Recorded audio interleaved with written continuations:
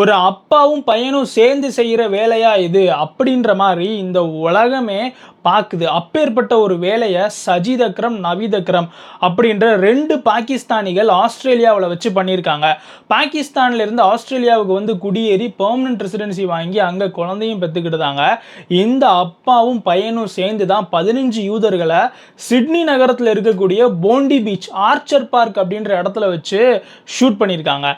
ஏன் ஷூட் பண்ணாங்க? அதுவும் டிசம்பர் 14 அப்படின்னு பார்க்கும்போது ஹனுக்கா அப்படின்ற ஃபெஸ்டிவலை யூதர்கள் கொண்டாடுவாங்களாம். இதை 8 நாள் அனுசரிப்பாங்களாம்.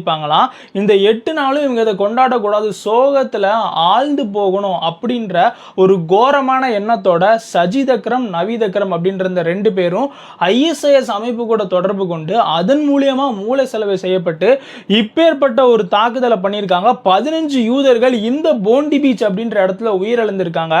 கொஞ்ச நாளாவே ஆஸ்திரேலியாவில் யூதர்களுக்கு எதிரான விஷயங்கள் அப்படின்றது தொடர்ந்து நடந்துகிட்டே இருக்கு.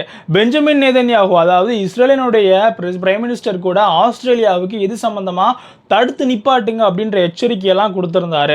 ஆனால் அதையெல்லாம் மீறி ஆண்டனி அல்பனிஸ், ஆஸ்திரேலியானுடைய PM, இவங்களுக்கு ரொம்பவே ஃப்ரீ ஹேண்டு கொடுத்தாரு அப்படின்னு தான் சொல்லணும்.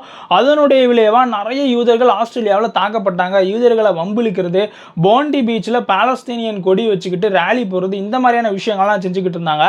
அதனுடைய உச்சமா இன்னைக்கு 15 யூதர்களை 2 பாகிஸ்தானிகள் சேர்ந்து சுட்டு கொன்னு இருக்காங்க அப்படின்றது உலகத்தையே மிகப்பெரிய சோகத்தில் ஆழ்த்திருக்கு. இஸ்ரேல் இதற்கு எதிரான நடவடிக்கையை கடுமையா பாகிஸ்தான்ல இருக்கக்கூடிய பயங்கரவாதிகள் மேலேயும், பாகிஸ்தான் உலகத்துக்கு ஏற்றுமதி பண்ற பயங்கரவாதத்தின் மேலேயும் எடுப்பாங்க அப்படின்னு வல்லுநர்களால் சொல்லப்படுது. நம்ம ஓஹோ தமிழ் சேனலை சப்ஸ்கிரைப் பண்ணாம பார்க்குறவங்க சப்ஸ்கிரைப் பண்ணிக்கிடுங்க.